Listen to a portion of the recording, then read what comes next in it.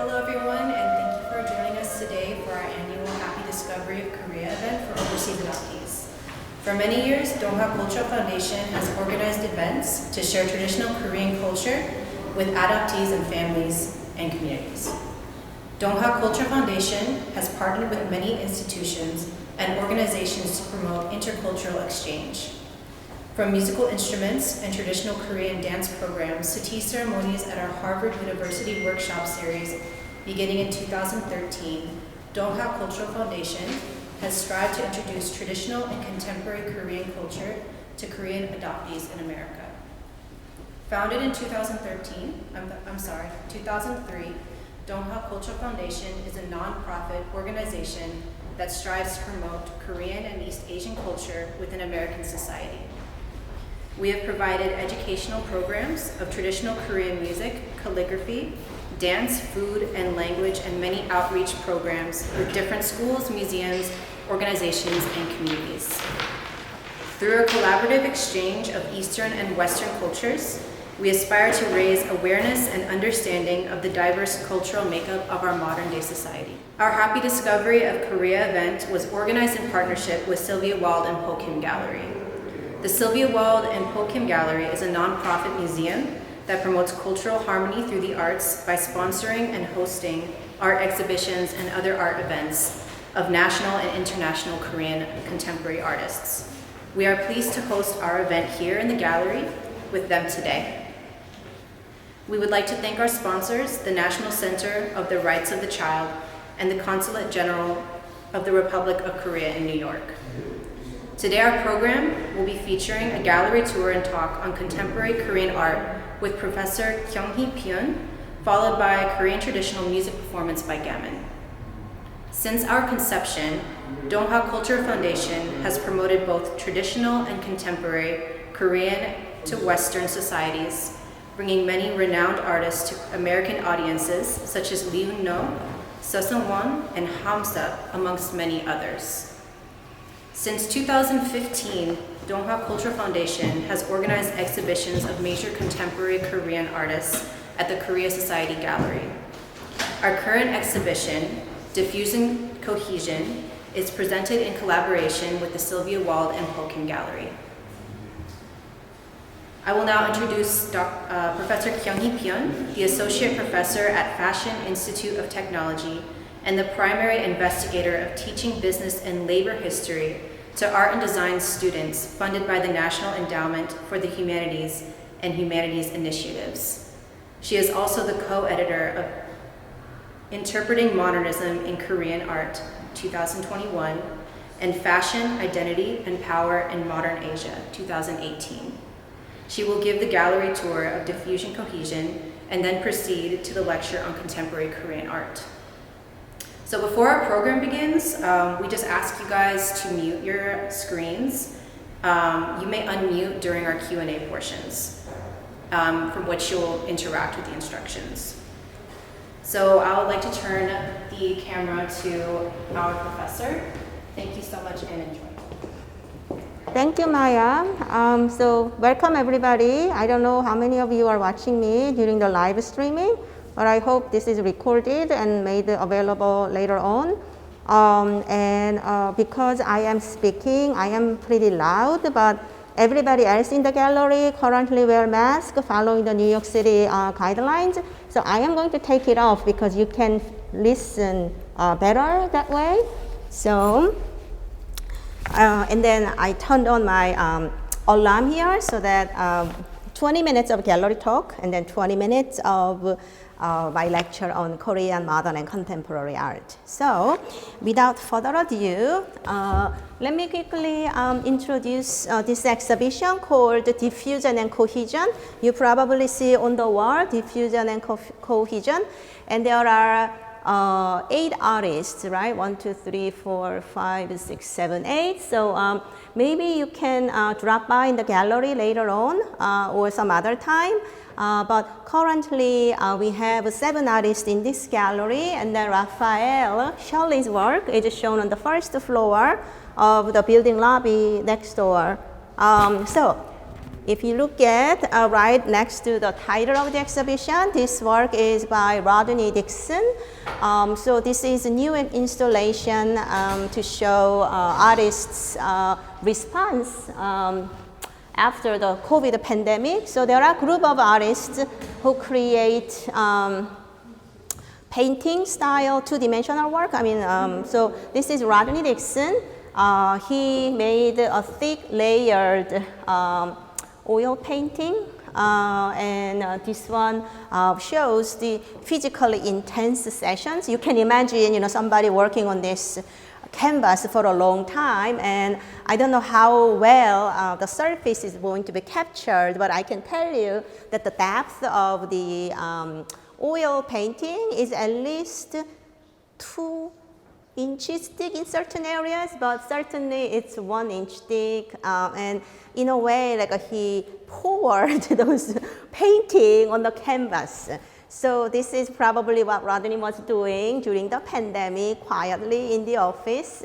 And in a way, I feel a little bit of anxiety and a little bit of frustration, right? And then how it will end, right? Like a pandemic is not quite over yet. So if you are in the gallery currently, you can look around and actually see the time that artists spent on each panel. In a way, contemporary art is called a process, right? You probably heard a lot about this art making as a process. So he thought this is the end, sort of a finish of a project, but it's only artists can tell when to stop, right? Some of you feel like, more ink can be added here and there, but this is his vision. So I guess the middle of the canvas is most intense with the thick impasto of oil.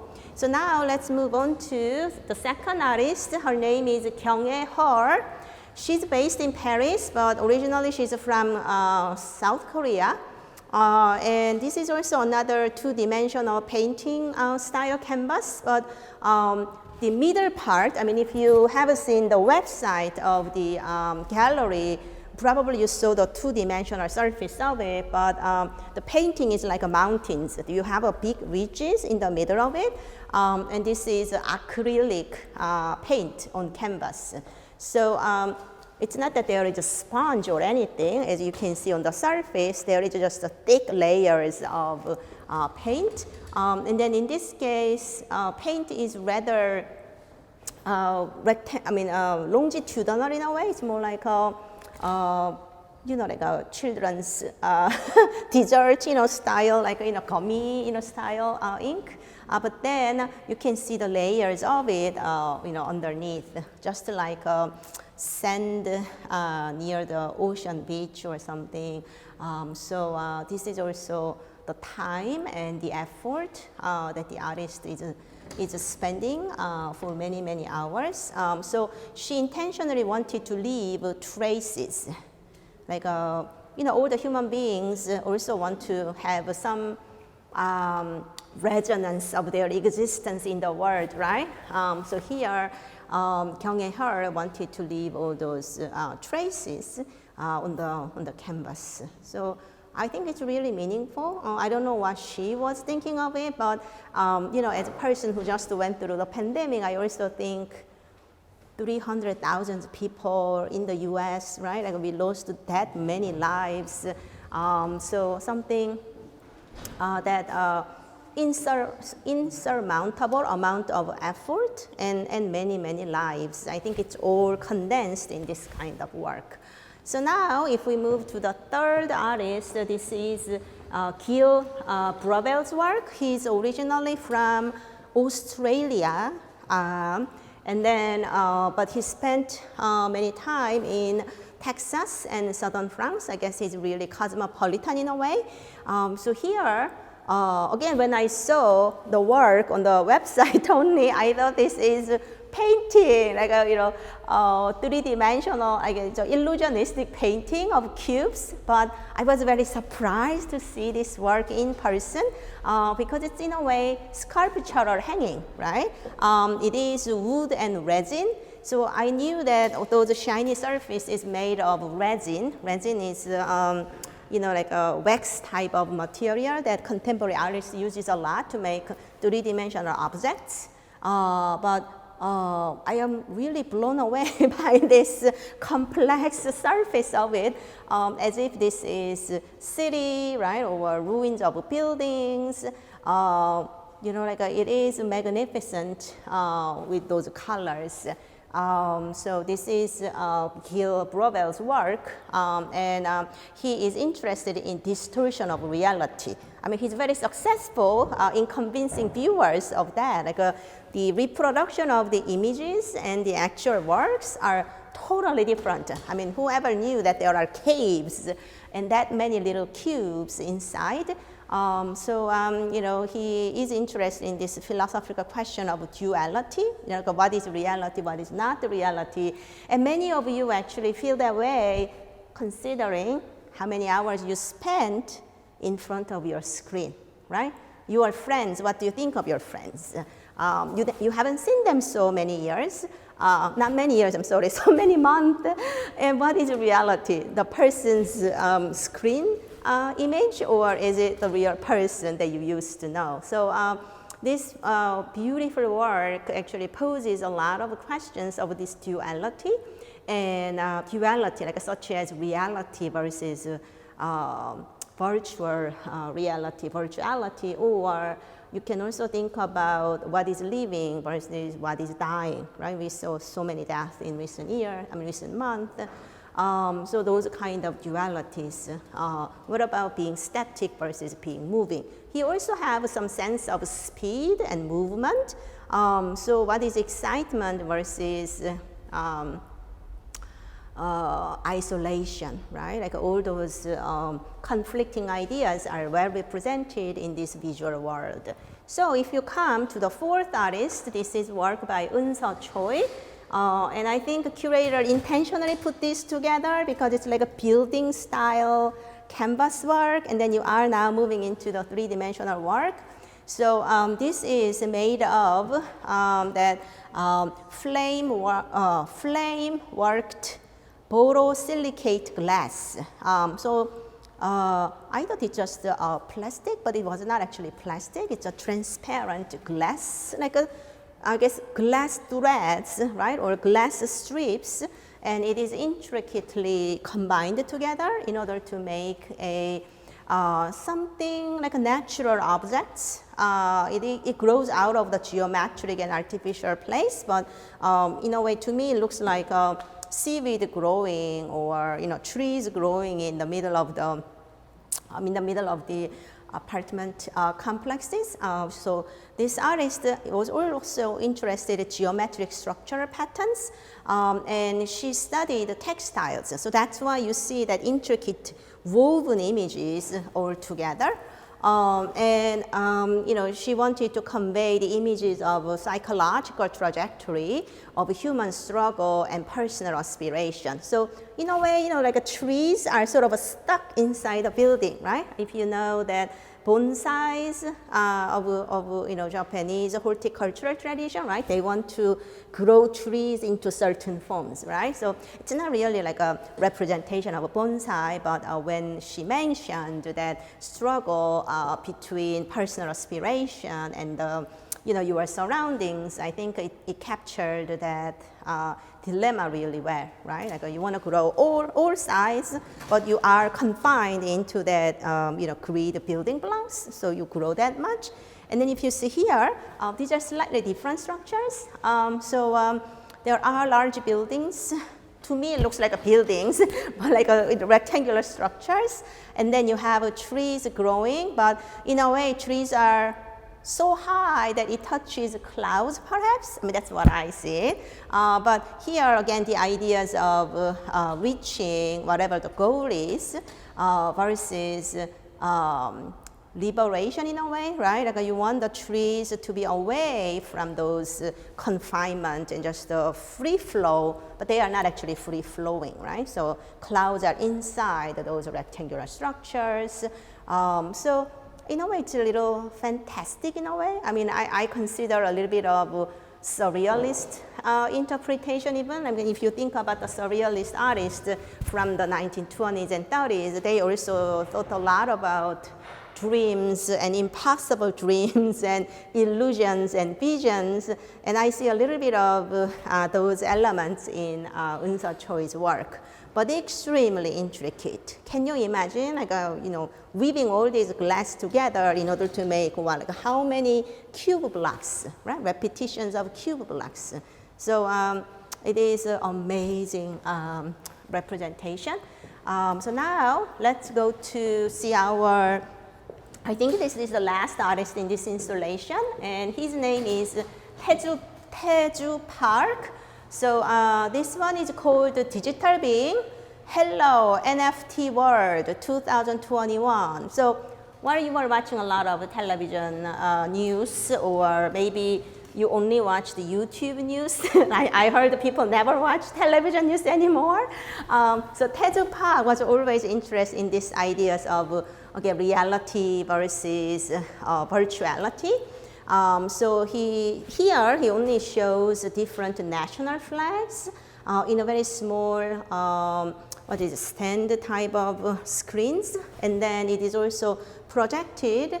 And behind this little installation, you actually see multiple projectors, and they show the same images overlapping on the large screen behind you. So these are installations of national flags, but it is related to artist's NFT art collection. And I didn't visit his website yet, but according to the description, there is actually the internet site that shows his NFT art collection. As you remember, like a beginning of video art, right? When did you start to see video art in the United States? Probably 1960s, late 1960s and 70s. Remember, like a huge television tube box? You may not remember it because you are so young and you just started your life with LED screens. But there used to be big television screens, and that was 1960s and 70s. But then 50 years later, now we are living in the virtual world, and the NFT, right, non-fungible. Non-fungible token, right? You actually subscribe or own this digital code, which is really equivalent to digital currency, right? He is, in a way, inspiring people to think about what art making is. If you start buying the digital code, not the actual artwork, what does that mean in another 20 years? So tangibility and intangibility, that is really tested in this work. So in a way, pretty complex, but you also have to pay attention to the installation itself, not just the ideas. So I think he intentionally chose those little, old-fashioned desk lamp kind of images, and then he also threw those inner parts of computers or any other, I guess, computer hardware board. So altogether, this is his installation of Hello NFT World. But the title itself is also reminiscent of Baek Namjoon's work, Namjoon Paik's video work, right? Remember, like a Hello, Good Morning, Mr. Orwell, in 1984 or something. That was the beginning of the video art. So you went through all the exhibitions, and we have one more artist on the other side of the wall. So we are going to walk to that side.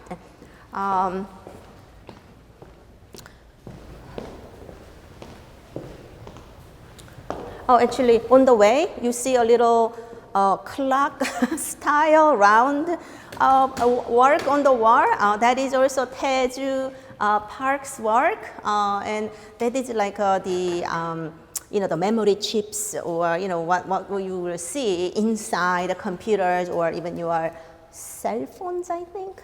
So that became cute clock style artwork. And then we can also see the digital monitors of numbers and other things. So it is really wonderful that you can see the different sides of this work. So hold on, I'm going to turn off my alarm and I'll be right back.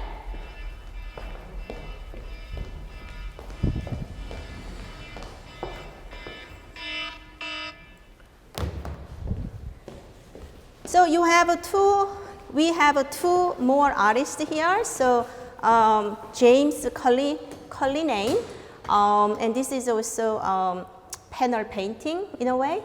So he incorporated a variety of traditional and non-traditional materials. So if you see up close, this is a wood panel conjoined together. Do you see that it's two different panels together? And then he used the ink and acrylic on paper. So the paper is placed on the top. But if you see from the side, it looks a little metallic, very shiny surface of it.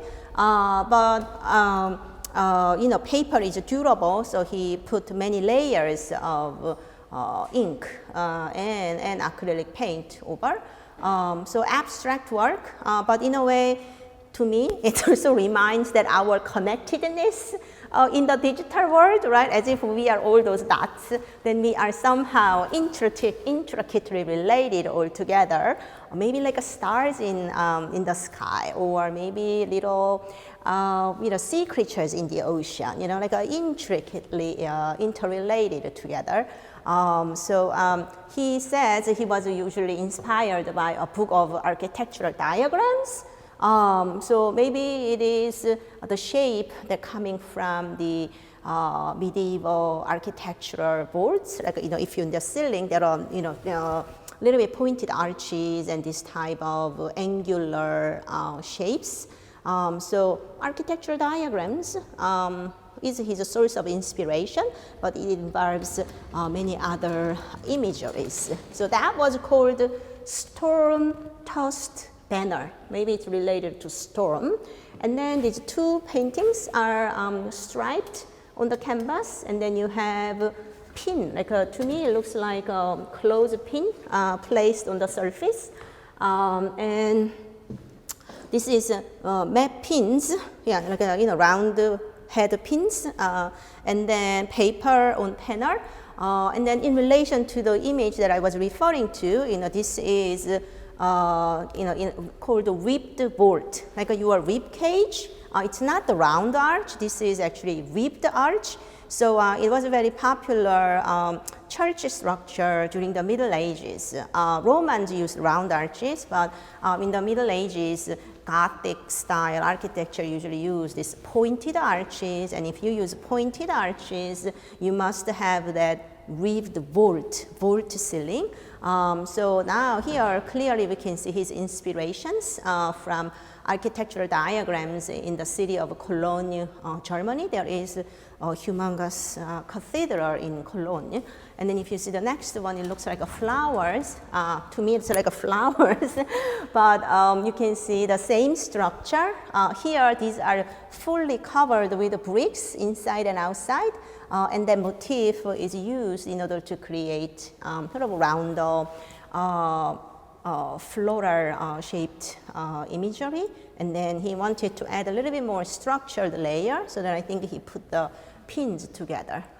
So that is James Cullinane's work. And then if you come to the last one here, that is work by Yong Kwon. He's from Korea. And this work, if you see closely, some things are floating, like little rounds, like a seashell, or actually it says stainless steel. That it's a small disc, and then I don't know whether you can see from the screen, but it's stuck or it's placed on the surface, And because it's stainless steel, the reflections from the light are then shine on the white canvas surface. So it's not really a sculpture, it's not really a painting per se, like a mixed medium, I guess, installation. But the aesthetic quality is really, really pretty, right? Like it's not really diamond, but I see the reflections in multi-layers all together, and they are sparkling.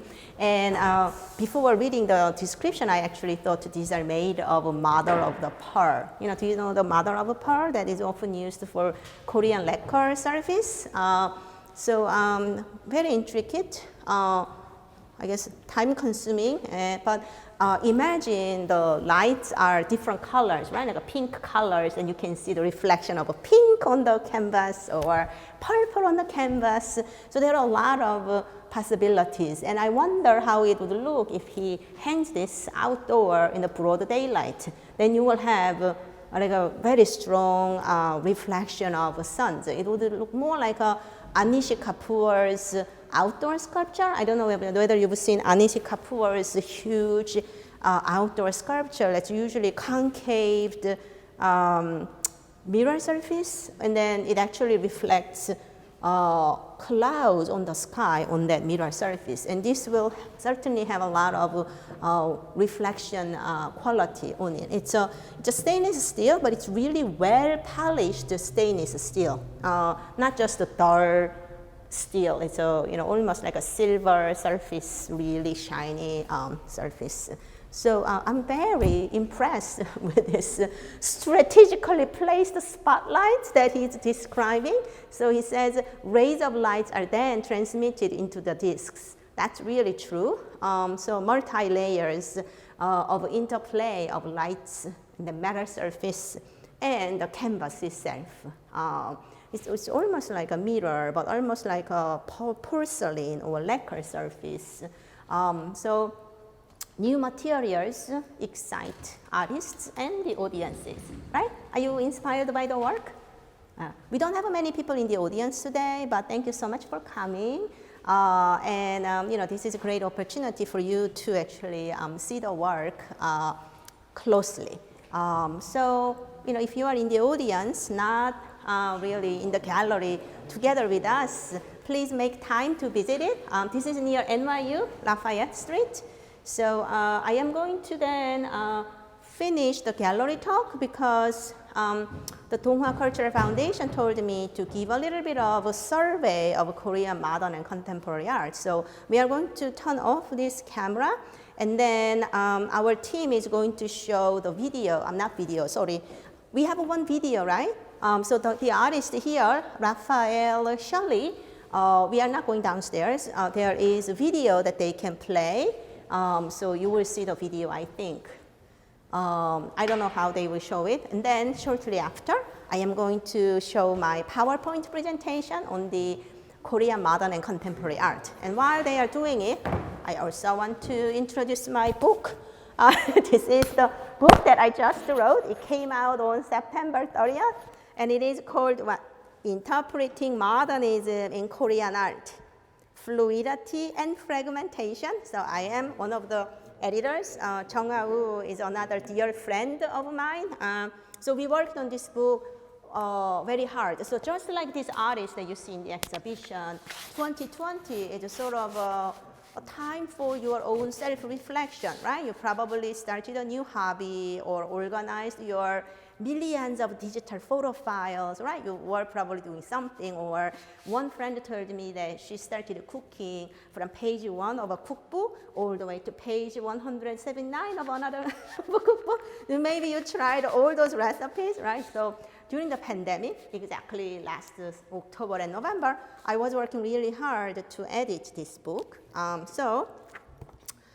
The reason I am introducing my book in depth is the team is looking for how to play the video by Raphael Shirley. So anyhow, this book has, how many essays are in the book? 16 essays. So all of them are leading scholars of Korean modern and contemporary period. So currently I am teaching Korean modern and contemporary art at at Fashion Institute of Technology. My students are learning it, and they are reading chapter by chapter this semester. So let's take a look at this. Happy Discovery of Korea, that's today's program, right? The poster that you probably saw. But on the right side, I prepared this scene called Missing Persons Project from 2005. And this is an artist named Kate Hersey. She's the woman in the photograph is Kate Hersey, yes, from 2005. She was a Fulbright scholar back then. She was visiting Korea, but she's a Korean adoptee herself. So what was her performance or project? She created that looking for somebody, right, like a poster, and then she handed out that postcards in Dongdaemun area, Seoul. She suspects that Dongdaemun area is where she was found, and then went to the adoption agency. So you can see those, but she also created accompanying video work called Missing 2006. If you go to her website, listed over here as Sterka, you can see the work by Kate Hersey. So in your memory, I don't know how many other Korean adoptee artists that you can think of, but Jane Jin Kai-sen is really prominent. She's a professor at the School of Media Arts at the Royal Danish Academy of Fine Arts, and she creates a lot of works based on her own experience or quest for Koreanness, or what Korean cultural heritage means to her. And then Kate Hersey grew up in Michigan, Detroit, Michigan, and she's now living and working in Berlin. And she actually has a current exhibition at Baruch College, part of City University of New York system. So you can, it's online exhibition. You can go to Baruch College Art Gallery and look at Kate Hersey's exhibition. So this is the book that I was talking to you, so I'm going to skip this part. But in order to discuss the development of contemporary art, or if you want to understand, where all these Korean contemporary artists come from, you have to start from the emerging modernity. The introduction of European oil painting is somewhat revolutionary and somewhat radical. So moving on, this artist is called Go Hee-dong. Have you ever heard of Go Hee-dong? So Michael from Columbia University says he knows Go Hee-dong. So he's a pioneering intellectual who went to Japan to study oil painting. And then he came back, and then he shared his knowledge with colleagues, contemporary artists at the time. So the reason I brought this to painting is it shows that two identities, right? A lot of artists, even like Eastern European artists too, when they go to artistic center, they spend the time to rediscover themselves, right? So if you see Go Hee-dong on the right side of the screen, you see him as a modern man, right? You see short haircut. And then he has a white shirt. You can see it's the summertime, it's hot, he's seated. Behind him, he has a little oil painting by himself and many, many books. So it's an image of a modern painter. But then if you see the other side, it's painted by in the same year, but it is Go Hee-dong as a traditional intellectual, right? Usually you call it literati intellectuals. So he graduated from Tokyo School of Fine Arts in 1915. But I want to emphasize this. So anybody who goes through the study abroad experience, they probably agree that one must be multilingual, right? You cannot insist on your native language. And then the existence as a study abroad student means you are transnational, right? You are from one country to another, that's transnational. Or if you go to a third country, that's even more, so you're transnational. Then, during this period in early 20th century, a number of Korean people were also going through transracial experience. So I don't know how many of you are in the audience for that post-adoptee program, but there is a certain component of a transracial journey. So here you see the famous people named like Philip Jason. Have you ever heard of Philip Jason? Do you know who Philip Jason is? He's a Seo Jae-pil in Korean. He's the one who had the revolutionary act to modernize Korea. It failed in 1884, so he went to the US to study medicine. So he graduated from Columbia Medical School. Anyhow, so he took on another identity, Philip Jason. He lived in Philadelphia. He married to an American woman, and he lived long, years. And then Seungman Lee also had a transracial experience, married to American woman. He was living in Hawaii, and then lived in the U.S., and then eventually moved back to Korea. And do you know what Seungman Lee did after 1945? Do you know? He became the first president of Korea. And then Pen Valen. Have you ever heard of Pen Valen? Or Byun Wol-yung? Many people would find this name rare, but Byun Wol-yung, Byun is the family name, was a Russian. you will say, it's like sort of Korean man, what about being Russian? So in his case, he migrated to Russia, and he was an art professor in Russia for many years. And then right after the division of Korea, where did he go? He went to North Korea. But you still have some works by Byun Wol-yung at the National Museum of Korean Modern and Contemporary Art. So the reason I am bringing up this is many of you in the audience may agree that you yourself has some component of this multilingual, transnational, and transracial experience. Or you will know somebody in your close friendship. And more, I have many students at FIT, and they are transracial. Sometimes I see the roster of students, and these are like totally like an Italian name. All right? I assume that maybe their family is from Long Island or Staten Island. That's usually where large immigrant groups are. But then come and I see their faces and say, oh, she's not Italian looking, right? And then a few weeks later, usually students come and say, oh, so, my mom is Italian, but my dad is from somewhere. And then, in a way, it's a transracial adoptees. And most of the people, parents, the parents of adoptees, they make a lot of efforts to know more, and usually students say, I am so honored to take this class, and we've been to Korea once, but I want to go more, and so forth. So I want you to remember that it's not rare. It's in everybody. And then I always tell everybody that you never know where, in which country you may die. Who knows, Michael may die in New Zealand, right? you never know, totally different places. So this is the images of students learning like an oil painting. It's a new technique of art making at Tokyo Fine Arts School. And if you see here, like a life drawing, do you know the word life drawing? You have a real person in front of you, and then try to have the realistic drawings of somebody or an object. That was a new skill. So that was one advantage of attending this kind of art school. And then that skills can be translated into many positions, the positions that never existed. So you can be an architectural draftsman, or you can be a medical illustrator, or what about the machines, right? A lot of textbooks or manuals, now you have to have diagrams of certain equipment, and you can work for those. But in this class, the circled one is actually Ko Hee-dong himself. So he went to school with the Japanese people. And to be a colonial intellectual, what does that mean? You should be fluent in Japanese, right? Flawlessly. And then you are Korean in a way, so you speak Korean at home.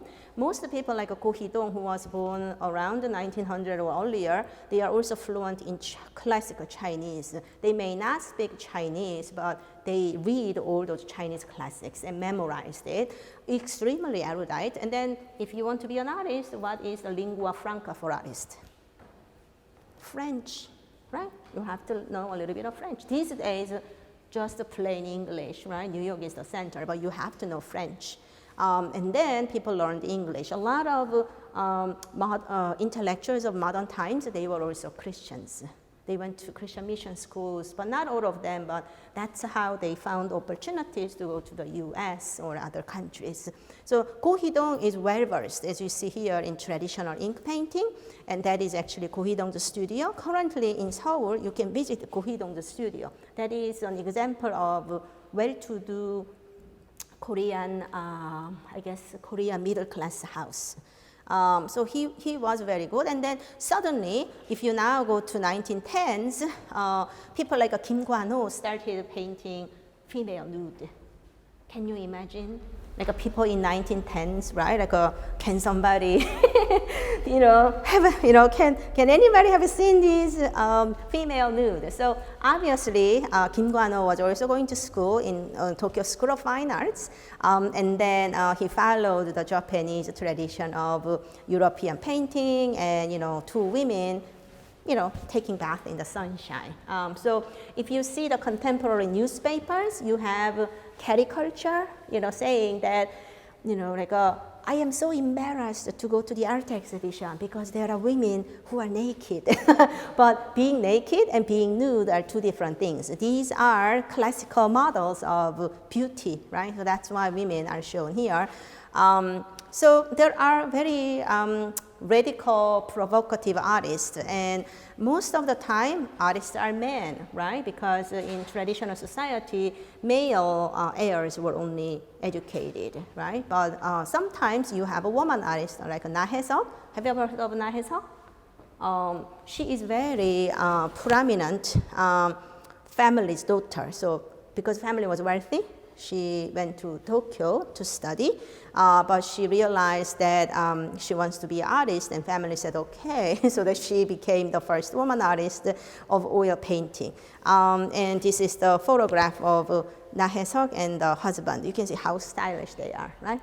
Like something that you see from 1920s movies, right? So the husband was a diplomat. He's a Korean man from a wealthy family, but they sort of promised their allegiance or oath to the Japanese government, right? So he represents Japan as a diplomat in France. So that's why Na Hae-seok was living in Paris. So it was possible to live in a foreign country in 1920s and 30s if you are talented and if you are privileged.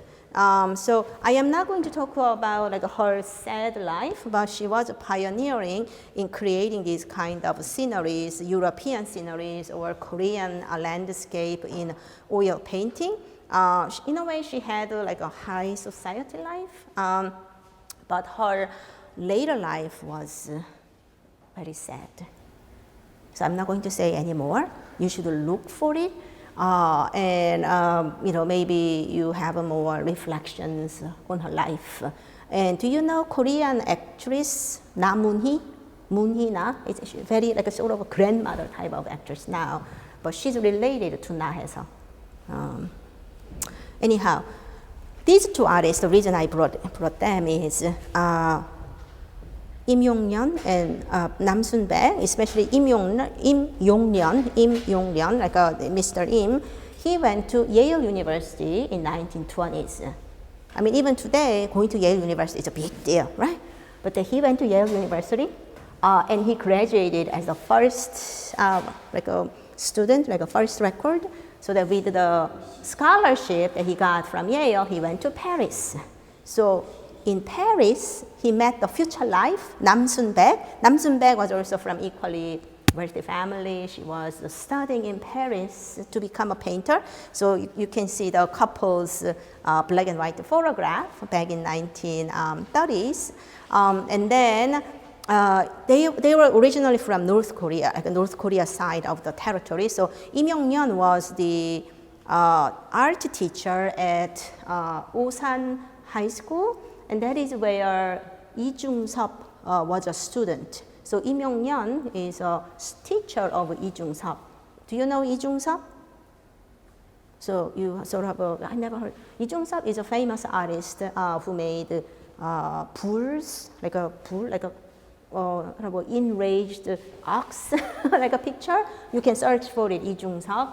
And if you go to Jeju Island, there is a house where Lee Jung-seop spent his last years.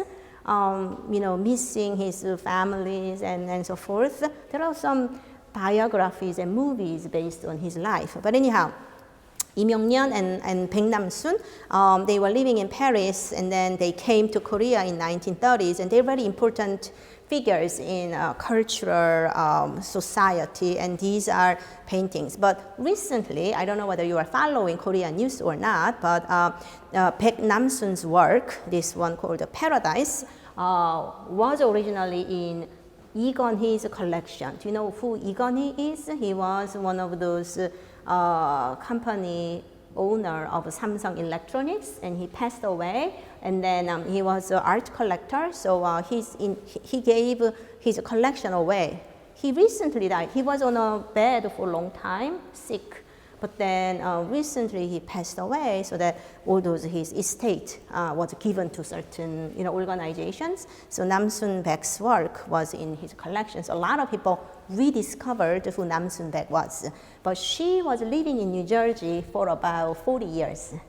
She migrated to the US after her husband abruptly missing during the Korean War. So that she eventually came to New Jersey with her children, and they lived here and died here. So we have relatives, children of Nam-sun Baek in New Jersey side. So during the Korean period, Korean artists also struggled to find what their national identity is, right? Until 1945, as I emphasized earlier, there is no Korean nationality. People are all Japanese. When you travel, you would carry Japanese passport. And when there is Olympic Games, there is no country called Korea, so you would go to Olympic Games with a Japanese flag. You probably heard about this. So Lee Kwede is one of those artists who struggled to find his own national identity. So look at his self-portrait. It's 1940s. Men's suit was certainly available. You can come near. You are not on the camera, so don't worry. So this is what I call hybrid dandyism. I also wrote a book on hybrid dandyism. So it was very common for modern gentlemen to mix and match their traditional clothes with modern accessories. So usually men would wear the durumagi. It's like a Korean traditional outer garment. And then they will have the wristwatches. They will have the European hat, like a bowler's hat or whatever the European hat, and the leather shoes, and maybe walking cane. Maybe they use the fountain pen. These are all very expensive Western accessories. But he still insists on wearing turumagi and so forth. So this is Lee Kwede's self-portrait in 1940s, and he was a nationalist. He was really thinking about what nation should be and what I can do more for people. So these are the kind of images that he created in 1948. A lot of people don't know this, but when was Korea divided into North Korea and South Korea? The beginning is 1948. That's when the US government came in, and then Soviet Union came to the northern side, and then they somehow made the invisible line so that northern part is controlled by North Korea and Soviet Union, and southern part is by South Korea. So a lot of people after 1948, they could not go either way. So he is talking about those wretched conditions of their own country. And these are heroic news in a way, right? In order to show the heroic sentiment of people, they are suffering. And then Bae Eun-song is also a very interesting man. He studied in Germany. He was living in Europe for so many years. So you can imagine how multilingual Korean people are. You knew a little bit of French, but then now in order to live in Germany, you have to know German. So Bae Eun-song is also a very successful artist, very much well known, combining Eastern and Western art. So this is the kind of work. He painted oil painting, but he used that traditional subject matters and translated into oil on canvas. Amazing painter. And I'm going to skip a little bit, but throughout the modern period, again, Korean people didn't have their own national identity, in a way, citizenship in a way, right? But then they really worked hard to maintain what the Koreanness is. And group of young men, if you look at this kind of person, Gu Bo-nung is the painter, And then Lee Sang is a writer. They were best friends. They met in high school and best friends. And Lee Sang was a poet. And there is a lot of volumes on Lee Sang recent years. He's a surrealist poem. Can you imagine living in Korea in 1930s and you become a surrealist intellectual? So he wrote several poems, but they all sort of a nonsense wordplay, like ongoing, but very interesting man. So he wrote a poem, he wrote a novel called The Wing. That's something that you want to read. There is English translation too. Anyhow, Lee Sang was an important surrealist poem, so that he also made a cafe. Do you know dabang in Korea? It's a cafe. So coffee is new in 1920s and 30s. People liked it. It's available actually from 1880s on. The Emperor Gojong was a great fan of drinking coffee. Yeah, but still expensive and rare. So Lee Sang created a cafe, sort of a salon for his friends. So he hang out a lot with visual artists. So one of them is Gu Bo-nung. So if you see on the right side, this portraiture is Gu Bo-nung's friend Lee Sang. So he made the portraiture of a friend Lee Sang. But as you can see, the colors and representations, Gu Bo-nung was interested in Fauvism, avant-garde European art. So colors are all very subjective. The image on the right shows flamenco work, Le Père Bouju. So in a way, you can see the influence of contemporary French art on him. And Gu Bo-nung also painted a female nude. So in the eyes of conservative people, Gu Bo-nung and Lee Sang were doing something totally insane and then not so acceptable in the main society, but they were cultural leaders.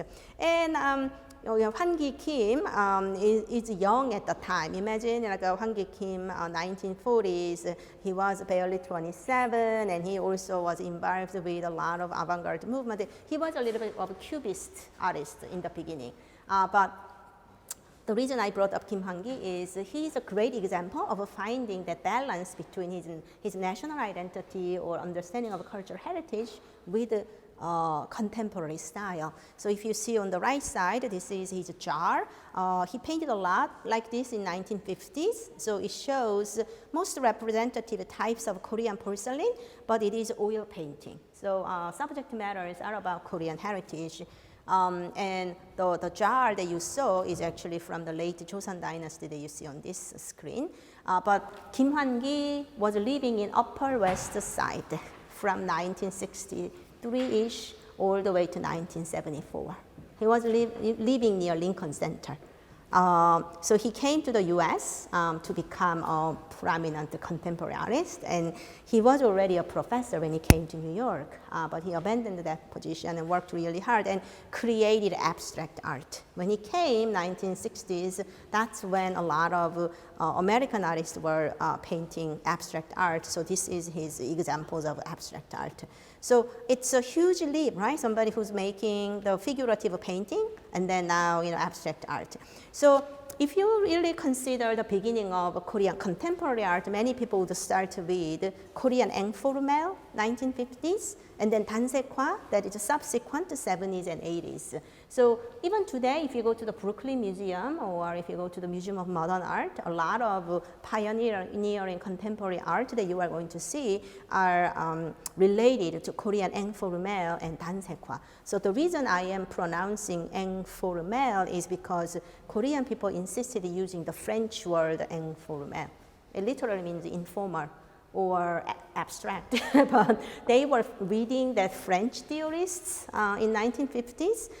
So they made rebellions against that establishment. So look at this. These are group of, they were young at the time. These are young men, 1958 at Hwasin Gallery, showing their contemporary art. It's a group activities. And then, so this is the newspaper photograph of people coming to this exhibition. And you can see their trouble. Like, people in New York City, we are so used to abstract painting, but, these newspaper critics and everybody came in, what am I supposed to see here? These are just ink blocks. So this is one of the work, 1958, and this is actually the great artist Park Seo-bo's work. Have you ever heard of Park Seo-bo? Nobody. So currently, if you want to be an art collector and you have a lot of money, what to buy, you have to buy Park Seo-bo. He was born in 1931 or 30 something. He's just like almost same age with Jasper Johns. Jasper Johns is still alive, and Mr. Park Seo-bo is still alive too. And he taught at Hongik University for how many years? So many years. And a lot of artists that you see these days, they are students of Park Seo-bo. So you can imagine what will happen if he dies, right? Kim Chang-yeol, do you know Chang-yeol Kim of Korean painter? The water drops, Chang-yeol Kim. He just died in 2021, I think, just died. So that, you know, like Mr. Park Seo-bo, I hope he has another long life, but you will see that, you know, the end is near. So this is Park Seo-bo in 1958, so he made this unprecedented abstract painting, and then people were sort of lost their words what to do. But this became eventually mainstream. And then 1970s, if people go to art school, they will study all abstract painting because that's what their professors are going to teach. So this is Mr. Park Seo-bo, maybe 20 years ago. He doesn't look like this anymore, but so yes, he's the same age with Jasper Johns. He was born in 1930. So just like Jasper Johns, he was a revolutionary in Korean contemporary art. And écriture, that's again the French word. It means drawing in French. But he called all of his abstract monochrome paintings, one color painting as écriture, and then it comes with certain numbers. So this is another écriture. It's almost like a calligraphic lines or drawings that Park Seo-bo was made. And then equally important artist is Lee Woo-hwan. He went to Japan and studied philosophy, and he actually lives in Japan all of his life. So he's ethnically Korean, but how would you call him? In a way, he's a Japanese, just like you. You know, you have a homeland, but you came here. So Lee Woo-hwan was interested in metaphysics and existentialism in 1960s. He studied philosophy. So he read German, French, you know, these philosophy books. So his works has a lot of theoretical foundations.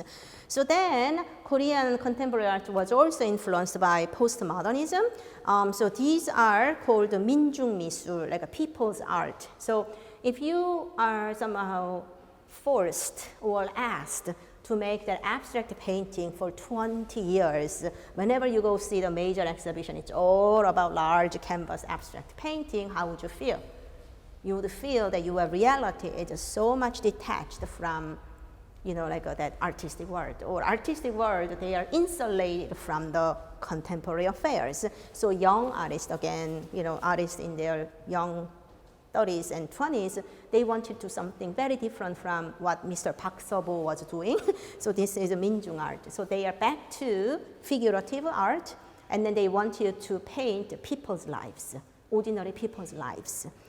So the work over here, the Lee Mok-sang's work called The Kim Family After the Korean War. This is actually very similar to what Lee Myung-yeon and Nam Sun-baek's life would be. You have some missing people. That means they are either died or they disappeared to North Korea, or, you know, not in communication after Korean War, or recently during the military dictatorship, young ones maybe went to prison because they are political activists. So that's why you cannot find it. So it's very common that, you know, father's brother, you never talk about him because he was a communist sympathizer. So we have those history. And speaking of New York, we have this wonderful artist Nam Jun-paek. I mentioned it in relation to Taeju Bak's work earlier during the gallery talk. He's called father of video art. Have you ever seen Nam Jun-paek in person? Oh, you are that old. No.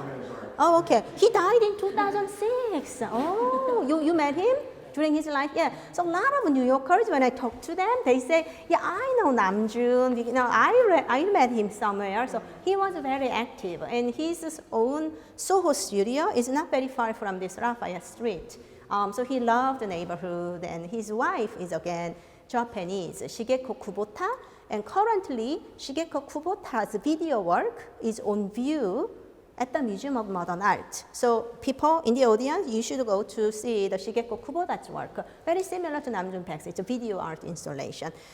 So I am not going to elaborate Namjoon Paik's life, but you can read about him. He has a lot of accomplishments, and he's actually a classically trained pianist. And then he also studied composition in Germany. So can you imagine somebody who can speak Korean at home, Japanese throughout his life, right? Still Japanese with wife, and then English, and then somebody fluent in German. I'm sure he probably read French as well, right? So multi-talented person, but he was working for PBS station when he just came to New York. That's how he got all the equipment of the video recording. And you know, VHS tape, again, you are so young, you don't remember what VHS tape is, but it was elaborate. But moving on, Lee Bull is still alive. I just met her actually before pandemic, I think January of 2019, at Le Mans Mopping Gallery. She belongs to Le Mans Mopping Gallery in Chelsea.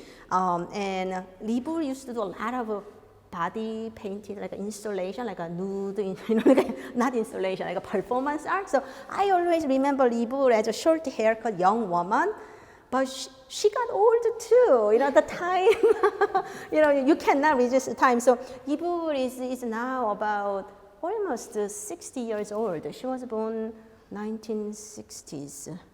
So I met her and I didn't recognize her, like, oh, and then somebody gray hair, then somebody, that's Lee Bull, and said, oh, I see. But anyhow, I want to talk about this work. Do you see fish, right? Do you see fish decorated with these sequin pins, right? And feathers. So this work is called Majestic Splendor. It looks splendidly beautiful. And this is installation at the Museum of Modern Art in 1997. So she put that sort of a Ziploc style, you know, plastic bags, and then she put that decorated fish, one each. And then a lot of people thought, wow, you know, the biological creature was very popular at that time, right? Like Damien Hirst was using, you know, the formaldehyde tank with animals. It's very popular thing. So also it's one of those, you know, animal exhibition. After a week, the museum was in trouble because the fish was being rotten. It was not the treated fish, it was real fish left in the plastic bag, and you can see day after day, because it's not fully refrigerated, fish will perish. So that is a part of the installation, Majestic Splendor. So all the beautiful things, you know, like indulging things in life, you have that end of life or backlashes of it, right? The Majestic Splendor, something that, you know, looking good in person, maybe has this backside. So she always pushes the boundaries of what people's conception of values are. And then Kang Ik-jung, I mean, there are numerous Korean artists in New York, but Kang Ik-jung is also a very popular and long-time New York resident. Do you know where he lives? Chinatown. Again, it's not very far from the Lafayette Street. So if you go to Chinatown, you may run into him at a barber shop or, you know, local restaurant. So he started this project called 3x3. Do you see the 3x3? So all those little blocks of tiles, this wooden canvas, like a wooden block, and those are cut in 3x3 inch size. And then originally he created all the work by himself. So he is going to draw on that little piece, and then those are combined together to make a larger images. And he is ambidextrous painter. He paints really well. He went to Hongik University, and you know, he makes this kind of figurative painting. But he also started this group exhibition. So it's called Hope and Dream. So he sent this 3x3 wooden block to children all over the world, and then they are going to paint what their hope and dream is. So they painted something and returned back to the address so that Ik Jung-gang is going to rearrange it with his own installation. So on the background you can see the hope and dream written behind those little blocks. So Mr. Kang Ik-jung is doing a lot of these public installations. So I don't have much time, so I think I should end soon for a musical performance by Kamin. But here, I just want to pose a question to you. So what do you think of your own ethnicity? A lot of you in the audience, probably you have 2-3 ethnic backgrounds for yourself, right? My father is coming from here, my mother is coming from here, and then and so forth. So what would you do with your ethnicity? Do you represent or accentuate it, or will you subdue your ethnicity? I am not saying that you should lie, but what are you going to do? So I want to pose an interesting question about the New York City Japanese restaurants. So when you go to a Japanese restaurant and then decide whether this is really good one or not, what would be your parameters? You may think that it's a Japanese restaurant, and then you may wonder that sushi chef, right? Like that sushi quality or sashimis are very much determined by the technique of the chef, and you say, you assume naturally the chef would be Japanese, right?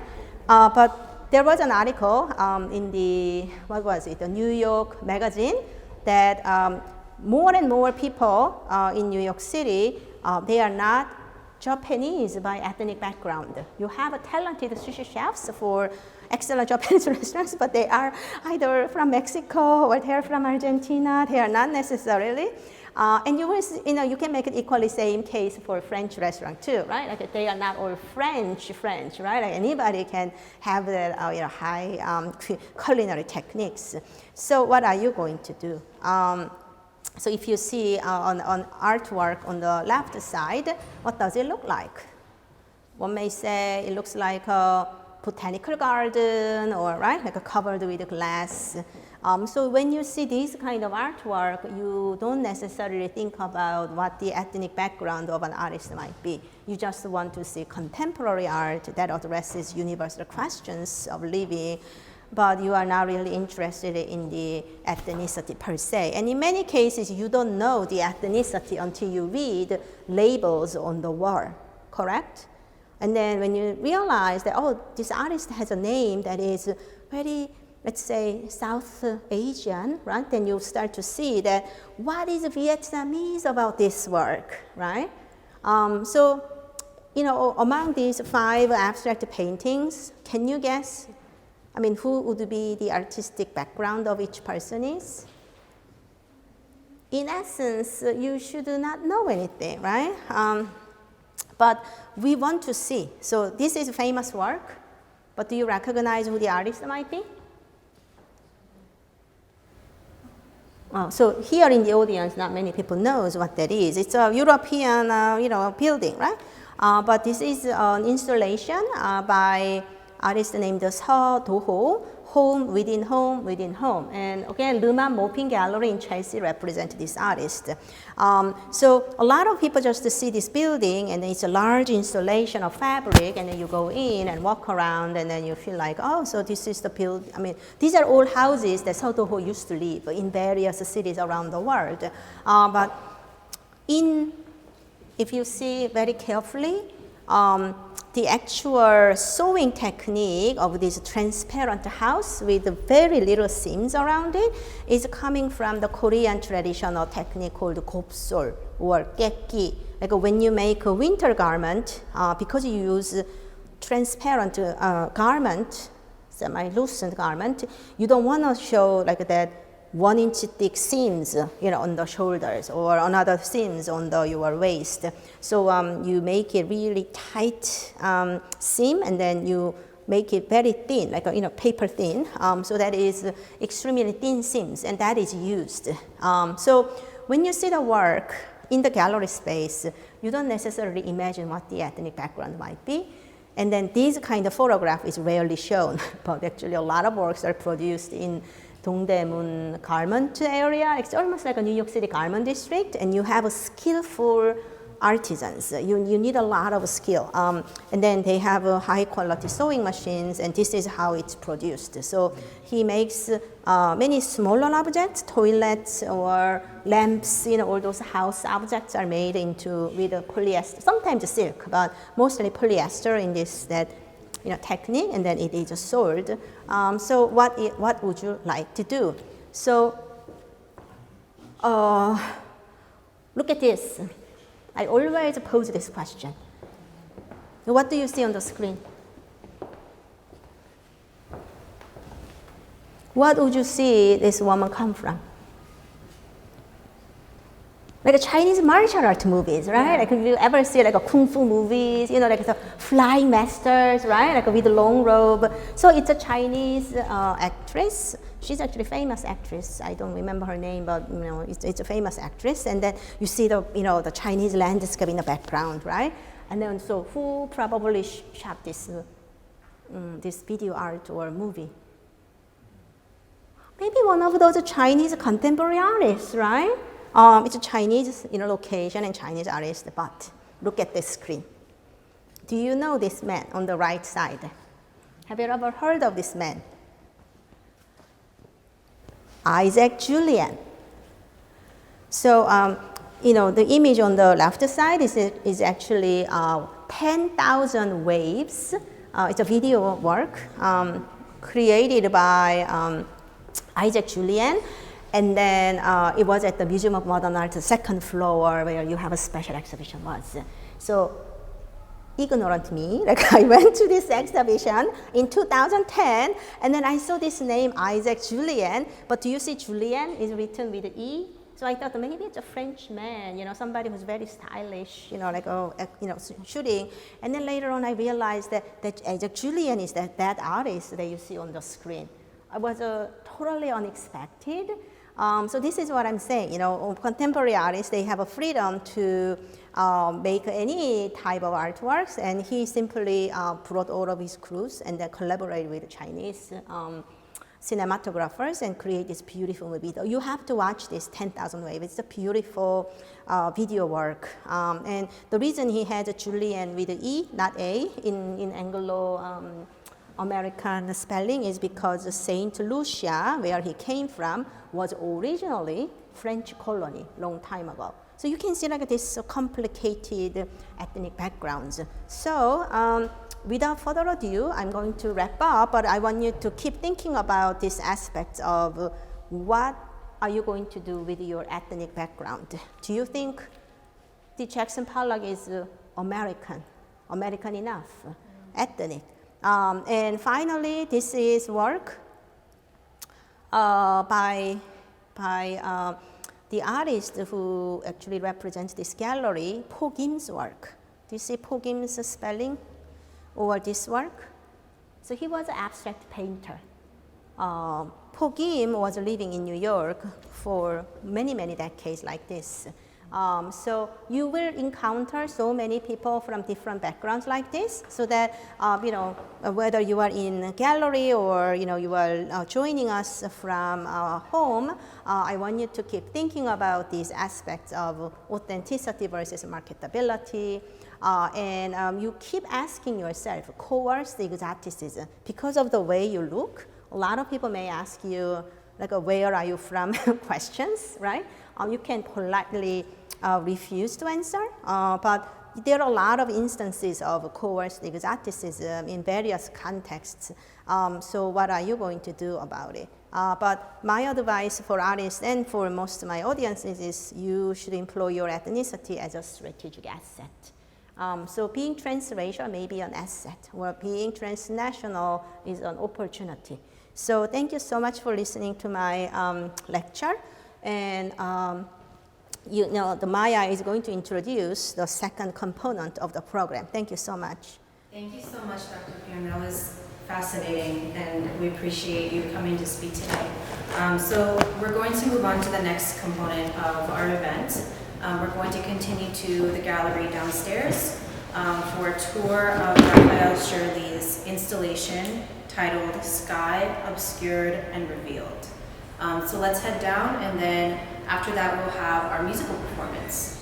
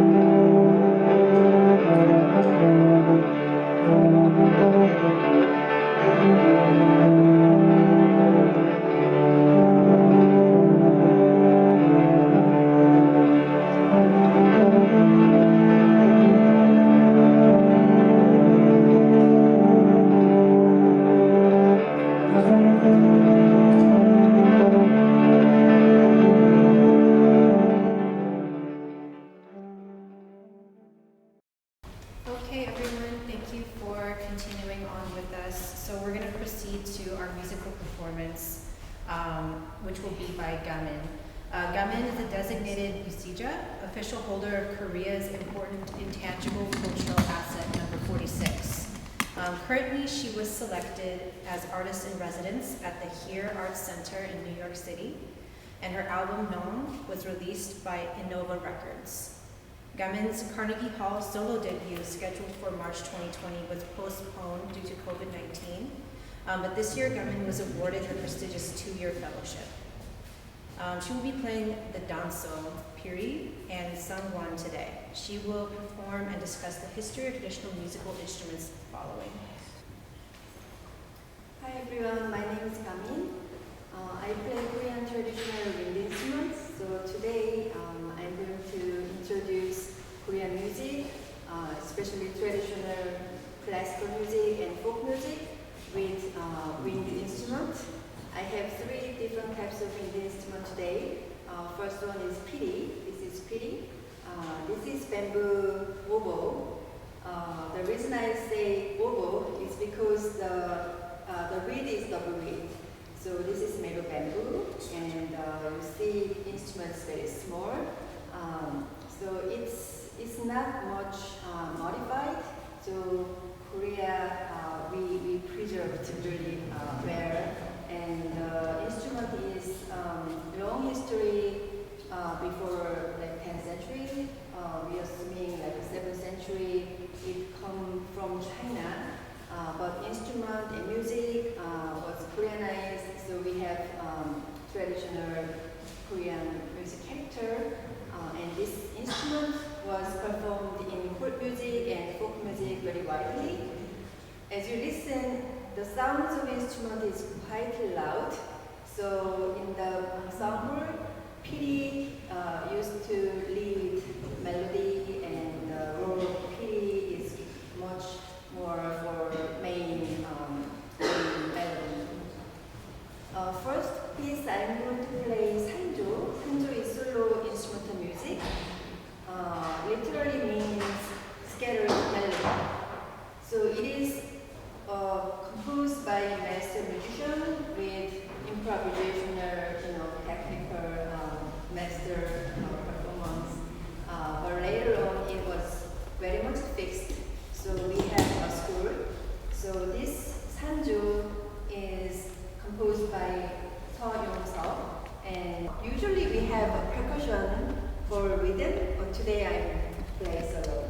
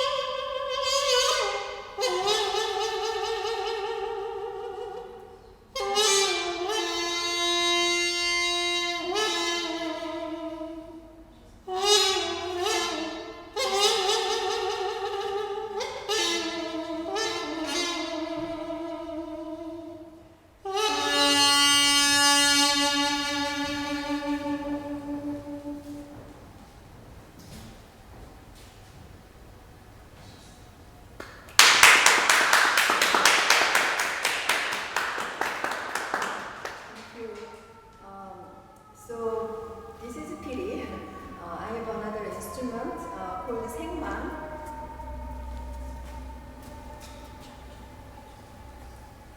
So this is the instrument called 생망. It has a very old history, almost 2,000 years in Korea and 3,000 years history in China. Also come from China during Silla dynasty around 6th, 7th century in Korea. So this instrument is come from more further western of China, and there is a oldest Buddhist bell in temple in Korea. The temple is called Samwonsa, and the bell is Dongjong. Has a beautiful sculpture, and it has instrument, and the figures indicate we had Buddhist music in Silla dynasty with this instrument. So you see there are many like pipes are heading up. So the shape is like symbolic meaning of birth. So that's how it is named Seng. Seng is a Chinese character and it means birth. So it named Sheng in China, and we call Senghang in Korea. The shape of instrument also very mysterious. It is modeled after phoenix. So these two wings are symbolic shape of phoenix. Phoenix is very mystic bird, never die. In not only in China, in Asia, but also Egyptian tradition and European tradition also appear. So those is also very beautiful mystical interpretation of this instrument. So traditionally, music is more court music style for Sengman. So there are many paintings indicate this instrument is performed by noblemen, aristocracy, or female entertainer in Joseon dynasty. I'm going to play very short phrase that is part of court music repertoire, which is called 수룡은. 수룡은 means dragons chanting under the water. Original piece has vocal music, but later on vocal dropped out and it became instrumental version of music.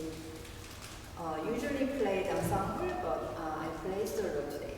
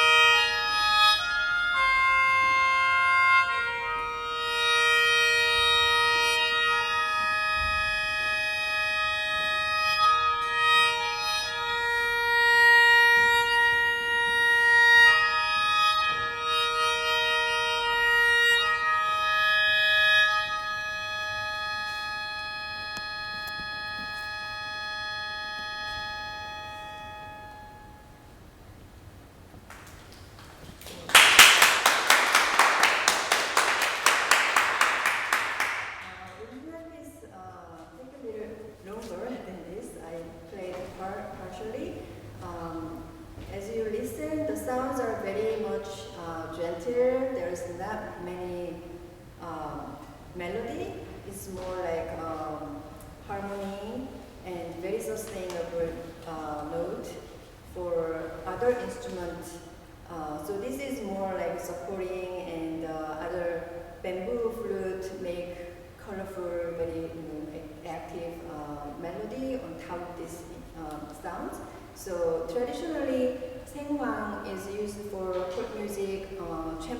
ensemble or ritualistic music for classical music, but the style of the music is very refined and very gentle. But very interestingly, instrument has multiple sounds at the same time, unlike other instruments. And Korean music in general play more melody. We don't have like a specific chord or harmony in traditional music, but very interestingly, only Saenghwan can make chord, and it depends how many fingers I can cover, because each bamboo has their own note. So if I cover 2 holes, it makes 2 notes.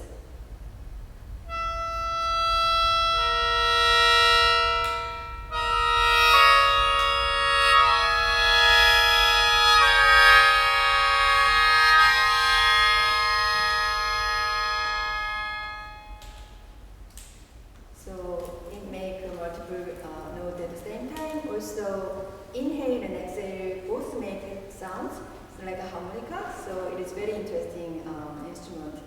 Before 15th century, these instruments played widely, but somehow, Korea suffered from a lot of wars and Japanese colonial, so instrument was disappeared for a while. Then later we rebuilt instrument, and now we have class in music school.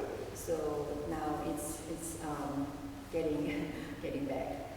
I'm going to play one short piece, my arrangement of folk song, Seya Seya. It is bird song and very simple melody, but it is sung by ordinary people for 1,000 years.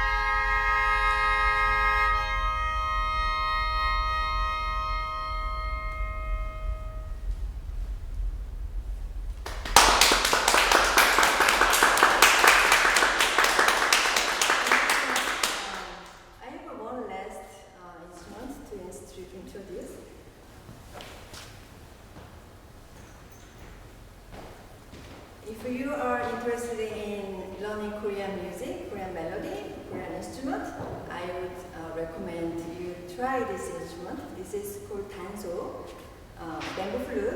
but it doesn't have a reed. So there is a hole, so you just put instrument in your mouth and make sound. You see there is a hole front and the back.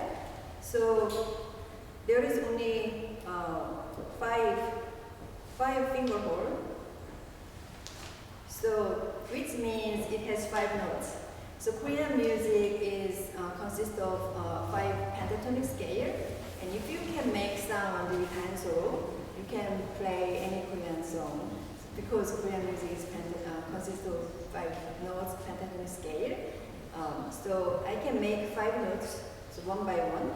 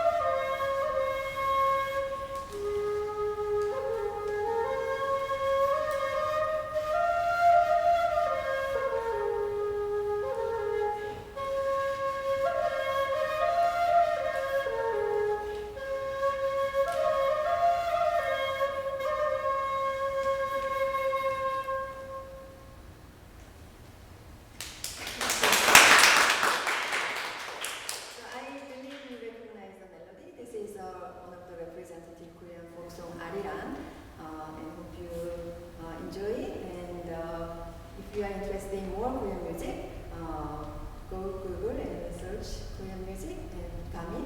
My name is Gamin. Thank you so much.